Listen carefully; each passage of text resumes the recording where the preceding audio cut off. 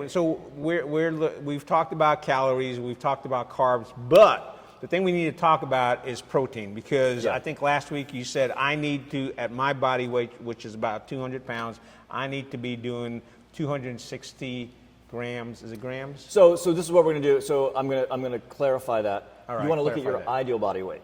So if you want to be 180, you would need to be at 180 grams roughly of protein. So not necessarily where you're at. So if you're someone who is 230 pounds, don't want to do 230. If you want to be 180 pounds, that's your ideal weight. You want to do 180 grams of protein. Try to get that in if you're working out. I thought you said 1.3. It's 1 to 1.3. I was going to say 1.3 for me would have been 260, and I'm thinking to myself, I'll be up front. I told Tim this. I'm not drinking that many protein shakes. Now, we can talk about protein shakes too, but so you're basically saying for someone like me, if I'm looking to have an ideal weight of 180, that I should be doing 180 like for the math purposes, it should be like around 180. Okay, so that is manageable. Yeah, so I did it myself. Sorry, I just hit the mic. I did it myself, and I was shocked that I was not getting enough protein. So I started upping my protein, and I realized, I was recovering better after workouts. I started sleeping better. I felt better, and I was just realizing, oh my God, I was so low in protein. So again, if you're not consciously trying to add it, so it can be challenging. I had to add a couple shakes to my day, so when I'm done working out, not that you have to have it immediately after workout, that's kind of a misnomer too, like you do, I just worked out, I gotta get that thing in within 10 minutes of my workout. As long as you're keeping that protein going in, your body's processing it over time, it's okay. But I do have a shake that, within an hour I'm drinking that protein shake, and I may put a couple scoops in, so maybe I'm going up to 40 or 50 grams per shake. Well, let me ask you this. We talked about companies out there that are pretending to be healthy. Are there good protein shakes and bad protein shakes? Absolutely. I would assume they are. So how would I, as a regular consumer, figure out what's a good protein shake? Again, am I looking at the label going, oh my gosh, look at this list of items versus, hey, this smaller list? Absolutely. So the big thing is to look at those ingredients. So how companies get you is they put, high protein, fiber, they put all these, natural. Tastes good. Tastes good. So I've had kids come in here and they're drinking. I'm going to name it Bolt House Farms. They have the green drink and it says protein. I've got it. I keep it in my locker just to prove to people.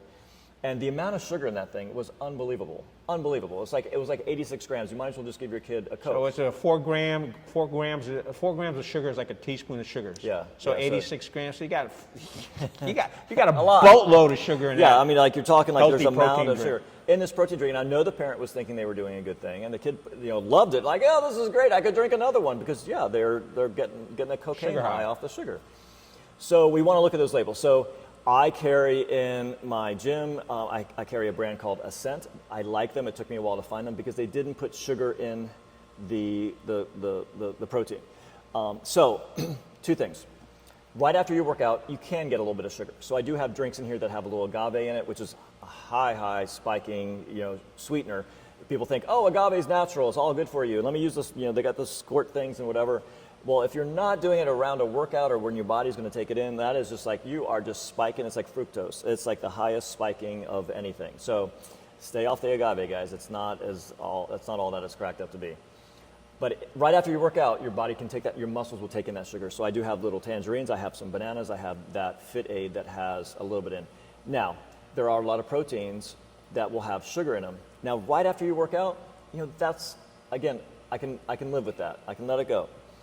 I would rather have one without sugar in it, so I want it sweetened with not sucralose, stevia, and monk fruit, which is what I have here, Ascent, that has that, and you can get it on now, is it Amazon. Better to get the powder stuff you mix, or is it better to get the pre-mixed? Yes, no, do not get the I have yet to find, there's maybe, I'm still researching. I just tested a couple at a conference I went to. So I'm gonna test those brands out because I like to have, it'd be great to have something that you just grab. It's convenient, easy. But what's going to happen, Gene, if something's liquid, it has to be refrigerated. What are they going to do to it to make it last longer? There's going to be some chemicals in there that we don't necessarily want to be eating and drinking. So that's the problem with it because they are less stable than a powder would be. A lot of times there's things in that are going to make it stable, and there's going to be... Well, if you see that premix in a refrigerated unit versus sitting on a stack of, on a pallet, I would assume this has got a lot more chemicals. That's going to have a lot more, yeah. If it's refrigerated and it's stayed refrigerated, that's the only thing. Like, was it, is it in the refrigerator because it tastes better cold, and it doesn't really have to be in the refrigerator? Right. So that's the issue too. So I like doing the powder. I do the whey protein. There's some great. If whey is not your thing, there's egg, and then if you're vegan, there are some plant-based ones, but it's not going to have the aminos in it that the natural ones are going to have. So I also do bone broth ones, or some bone broth ones that are excellent bone broth. It's got that collagen in it. I have collagen in here. That's just the collagen, and I also add that. I'll put that in my coffee in the morning. There's no taste to it. I'll blend that up in my coffee. I do a bulletproof coffee. It's got high fat, and it's got a little bit of that protein in it. So those are ways that you can sneak the protein in. You can have that shakes. I love the Ascent chocolate. It mixes really, really well. You can put it in that shaker bottle, shake it up, and it mixes well. There's some that get clumpy and are kind of gross. The Ascent is great. Yeah, there's another one. I've seen those, and it's kind of like you kind of look at that going, I don't think so. Yeah, you're chewing like dry powder and these balls that are coming out on. Yeah, it's gross. But the Ascent does really well in mixing. So those are the things that I would look for. In the morning, if you're a breakfast person, eat eggs. Don't go. Oatmeal is the worst thing and marketing ploy that they've created. It's peasant food.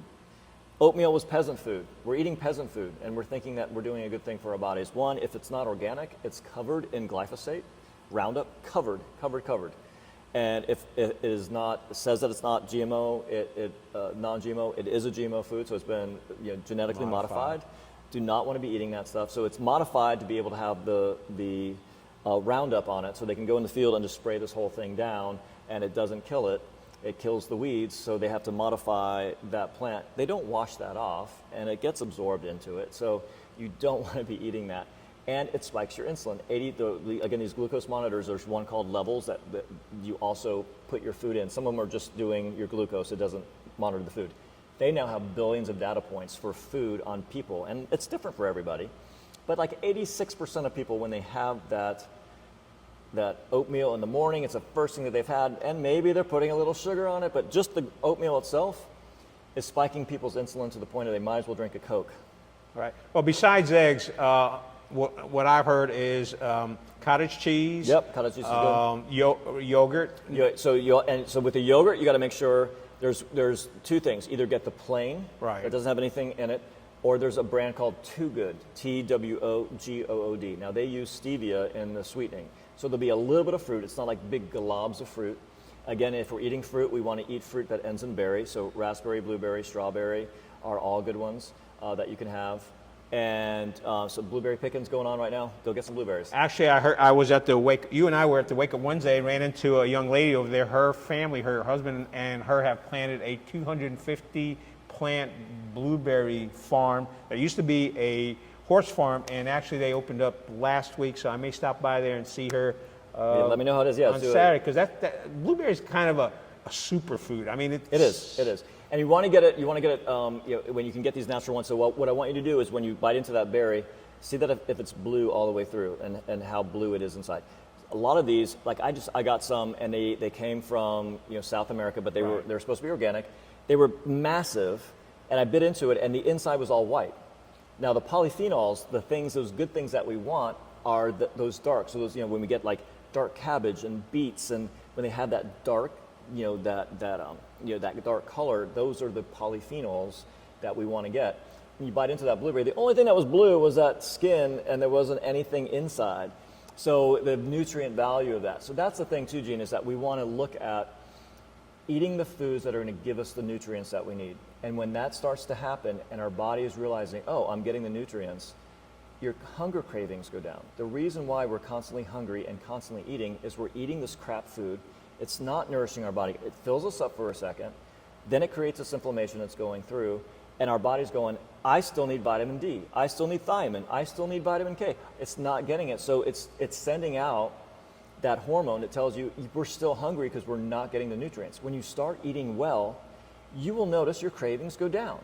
When you get the sugar out of your body, you will notice that your cravings go down, because that is a craving producer.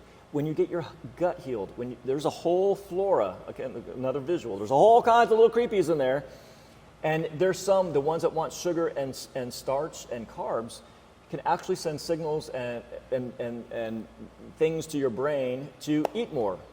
So you're being controlled by these little monsters in your gut. So that's why we want to clean that gut out. And as you start putting those natural things in, that stuff will start dying out, and you'll start getting the flora and the things in your gut that are going to be healthy. So, when you're off pasta for a long time and then all of a sudden you eat pasta, you don't have the gut flora for that. So when you eat things that you're not used to, that's why you get like a little indigestion and like some things are happening, because we don't have those friends in there that are helping us digest that. And so you want the right buddies in there that are helping you eat the right things and not send signals to eat the wrong foods. All right, we're getting close to wrapping this up. Let's get back to the challenge. Yeah. I'm still sticking with 2,000 calories because I feel comfortable with it. And so what we'll do is we'll look at your macros and see where you are. So if you're getting close to that and it's in that 2,000 range, we're ace. We're good. I'll work on it, and I'm checking in on Tuesdays when our check-in. And the idea is that everyone is just to be aware of what you're eating. Like, are you even aware? Like, you know where your gas tank is. You know when you're full on your gas tank and when you're low, where your tires are. Where is your body? So the problem is we're not taking advantage of knowing where our bodies are. We're not using the technology that's out there, or we're just track it. Your financial planner is going to want you to go through and track everything that you're spending money on so you can save. How do you get healthy? You got to track everything that you eat. It's a pain in the neck, and other places it's a pain. But once you start doing it, you have a good feel for where it is. Like, I can now go. It's been probably a year since I've tracked. I could go in and track right now, and I'd probably be pretty much in that range because I know how to eat. Yeah, and you get into routines, and you also habits and routines. You know that if you pick up a bunch of blueberries, how many calories are in it, and what the So I stick with half a cup at a time. Don't go crazy with it. I had someone she was on the challenge a couple of years ago, and she's like, "Oh, I'm not losing any weight, and I'm sticking to the berries. You told me to eat blueberries." I'm like, "Yeah." So yeah, we went blueberry picking, and I ate like 2 cups. I'm like. Okay, so everything in moderation, guys. Yes, you can have the blueberries, but a quarter cup at a time, and spread it out, and eat some fats and some things to help slow down that digestion of those things. So there's a whole process that we go through. All right, me trying to increase your protein. My protein count. We talked about eggs. We talked about yogurt, cottage cheese. How about lunch and dinner? I assume things like chicken, beef. Yes, I'm not a vegan, so I don't have I don't have that restriction. So for me, putting a runny egg on anything is always good. So I go through a dozen eggs very quickly. Yeah, but that's because you got chickens. You got to keep. How many chickens do you have? So I only have. So right now I have 6. Do you have names? Do you have names for them? I've stopped doing that just because you can't get too attached to chickens around here because of the hawks and the Oh yeah. So it's like there's that one and there's those 2 and they're. If you want to learn about chickens, Pittsboro Feed Store in Pittsboro offers chickens, and we did a video with Josh and their family last year, and you can learn all about I mean, if you want to start, but as you said, our neighbors got chickens, and the rooster gave up his life to save the hens last year because some guy snuck in. I think it was a raccoon, and oh wow. And the thing is, those critters can get in. Yeah, it's a good thing you stop naming your chickens. Yeah. I've been through all those experiences. I now have, and now I actually have. So the question of how many chickens I have, it has changed. We let our rooster do his thing. And I had 3 babies. So you're a pimp, basically. Yeah. Oh my gosh, I didn't say that. So I had 4 babies, and now I'm down to 3 already. So I'm letting the moms take care of them and do them. So it's been like fun to see the little chickens out there. And hopefully, when you go to Pittsboro Feed, they do runs, which is they can be anything. So that's what I have now. Like they all could be roosters. So I'm not going to get any eggs, and I have to. I actually had a rooster. His name was Elvis. Great rooster. I used to let him out during the day, and he would go back in his cage in the evenings. And one day we got in late, and somebody got to him. So yes, that's the thing. Because he used to like to hike into a tree, but I guess he didn't hike into a tree. Somebody got him. So see, we digress again. So the eggs, adding the eggs, cottage cheese, some yogurt. Nuts have some protein in it. So it's just so as you track, and I had a good point with Amy today, who was just in. She ate a bunch of cashews, and she said, "Oh, I ate these cashews, and it totally threw me off." I'm like, you know what? Track it before you eat it. So if you want to eat something, and you don't know what it's going to do to your thing, your levels, put okay, I'm going to eat half a cup of cashews. What's that going to do to my intake today? And it's going to take my carbs way up. Maybe I only have a quarter cup or just a handful. So look at those things before you do it. Like plan on that food. Like, okay, I'm getting ready to sit down. Like, how much of this can I have, and where am I? Again, you don't have to do it all the time, but at the beginning, do it so you create that awareness, and then as you go into it, you'll know. So like right now, do you know how much fat is in a piece of chicken this big? No, like we don't know offhand. Like we got to do it a few times to get that. So start just tracking that. Don't take the skin off your chicken. Eat the skin, let it get crispy, put it in the air fryer. Oh, that's amazing. And that fat is good for you. That's going to help you get to that 70%. So eat the skin on it. Don't eat the low fat stuff. And then start tracking, adding that cottage cheese in. There's desserts that you can make with cottage cheese now. They're like Like and TikTok and Pinterest. There's a bunch. Crazy with. And the thing is, once you start watching it, all of a sudden there's someone else going, "Hey, try out this form." And look, some of the stuff is good, and then like you said, some of the stuff you look at it going, "Yeah, that's you." And there's like cottage cheese one day. You put cottage cheese in the pan and you do this, and it's like I tried that and it ran out. Cottage cheese pizza. Yeah, I'm not going to go there. Exactly. It might be good, but I'm not going to go there. You also mentioned a good thing. We're going to talk about this later. We're going to be wrapping this up. Is vitamins. We'll talk about vitamins and supplements. That's another good thing. Again, folks, you're joining me on my 6-week +1, and the reason that we have the +1 is actually there's going to be a week where I'm probably not going to be in town, and that's probably going to be an interesting week because you're going to be out in the world. Out in the world, so all by himself. When you're coming into the gym every day in the morning, that's a different kind of a controlled environment versus being out in the world. So we'll talk about what you need to, because we all usually take a week off. So let's prep for that, because my goal is by the end of the 6-week +1 challenge be down to 200. Although Tim says I can get down to 196. So we'll see if that happens. Anything else to wrap this up? No, the thing is just respect this body that you've got. I was just listening to a podcast and they were saying that Alzheimer's starts 40 years ago. So the things that we have been doing are going to be damaging. Amy, again, who was in, she is very open that she's pre-diabetic, and she's like, well, my grandmother had diabetes, type 2 diabetes, and so and she was about to say, I'm prone to getting it, and I had to let her know, it is a lifestyle disease.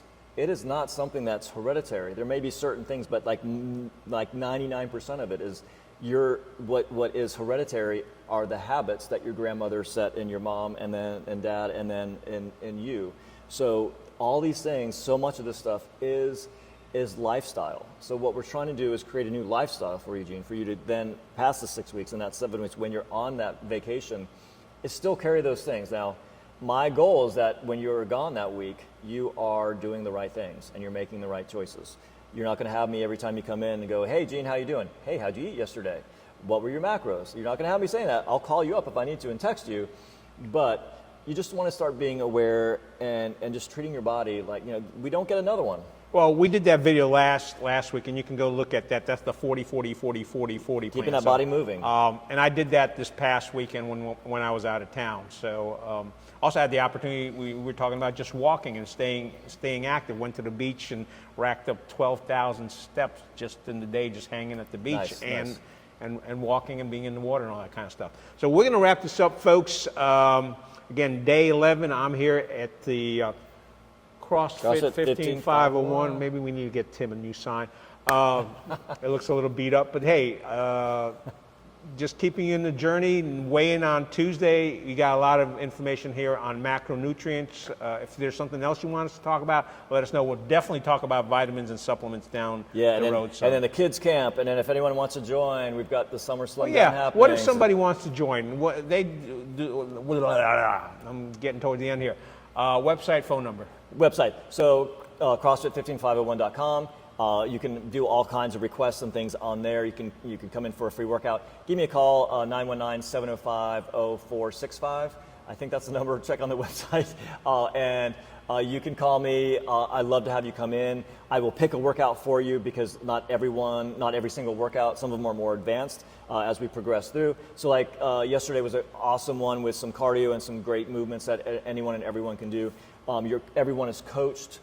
through every single class. So, even if it's something that you think is going to be hard, we can tone it down for you. And Gene's been doing awesome, doing all the movements, getting all the stimulus that he needs to be getting. I was going to say yes. They adjusted. I've got a bad knee. I mean, it works fine, but every once in a while, if I ding it, and so yesterday with Nicole, she took that in consideration because there was one exercise that she adjusted due to the fact I've got a bad knee. So we want to, and there's things that we're going to have you do to help strengthen around that. So when we know these limitations that you have, we can help you build the muscles so those things don't become as much of a problem for you. Right. So yeah, that's how you can contact me. We love to come in. Do not think that CrossFit is not for you. I've got 72-year-old people in here. I've got 8-year-olds in here with the summer camps and the camps that we do. So everyone can come in here, get your body moving, lift heavy. You've got to lift. We love to help people out. That's my passion. That's what I just want to see people move, go somewhere, go talk to somebody about nutrition, but just do it and take care of this body and live an amazing life. Yeah, and one of my reasons I'm doing this, not just for myself, is just to show folks that, hey, you know what? Get out of bed, get out of the door, and just move. If Gene can do it, we all can do it, right? Exactly. I've set a low bar there. All right, folks, thank you very much. Tim Pedersen, CrossFit 15501. You can't miss it. Thank you. All right. Awesome, Gene.